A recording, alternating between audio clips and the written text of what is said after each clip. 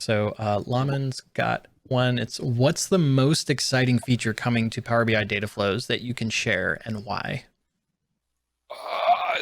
I guess the first thing is I can't share if it's not already on the public roadmap. I cannot provide information about what we're working on before it arrives. The thing that is most personally exciting to me is actually around Power Query coming to more different parts of the broader ecosystem.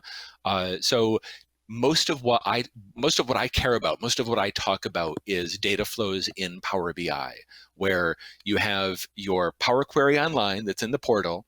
You develop a Power Query query that is executed in the Power BI service, and when you refresh it, it dumps into a CDM folder, either in the Azure storage that is managed by Power BI or in your own Azure Data Lake Storage Gen 2 resource if you've set it up that way. It's this awesome self-service data prep for analytics.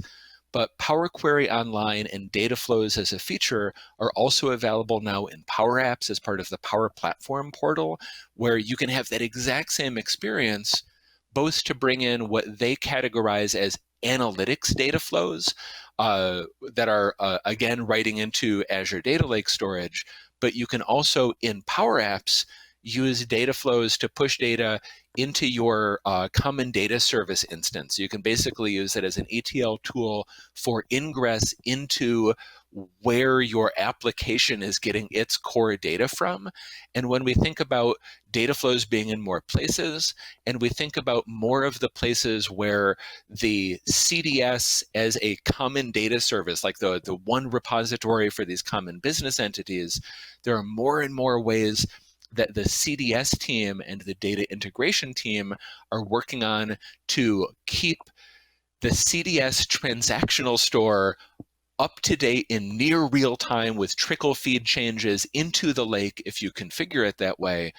To me, this ecosystem of changes is what's most exciting. It's not a Power BI data flows feature, but it's the fact that data flows in Power BI represent the analytics view of a broader area of investment where more people can do more things with data in a way that will help them for whatever their end goal is, whether it's analytics development or application development or automation with Power Automate.